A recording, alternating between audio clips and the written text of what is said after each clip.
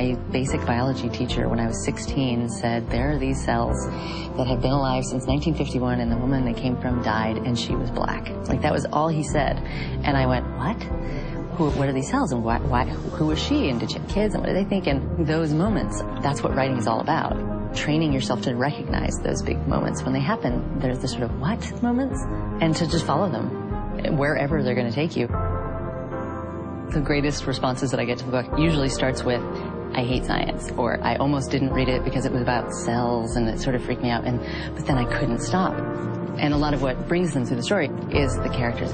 The things that happen to them and the things that they do are really sort of too incredible. It's a story about family, and it's a story about what happens when you lose a mother, children trying to learn about their family, while at the same time you're learning that you actually benefited from their mother's death. Every single person out there's not a single person in the world, really, who hasn't benefited in some way from these cells.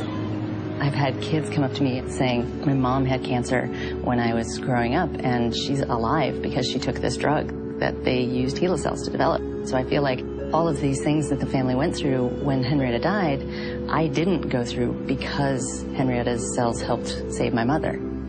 I talked about the story a lot, which is something a lot of writers don't do. I would meet people, out at a dinner party or something, and they'd say, what do you do? Oh, writing this book. What's it about? And I would always start off by saying, it's about the first immortal cells ever grown in culture. And they would go, like, really? You're kidding? And I'd be like, no, it's interesting. And then I would start to tell the story of the family and the cells and what they did. And inevitably, everyone's reaction was the same. It was like their jaws would drop, and they would just like, really? What are you doing out of your house? Go home and write this book because I want to read it. Good science is all about following the data as it shows up and letting yourself be proven wrong and letting everything change while you're working on it. And I think writing is the same way. And I think that the process of this book was that. I mean, I started writing it thinking I was just writing a book about the cells and the woman they came from.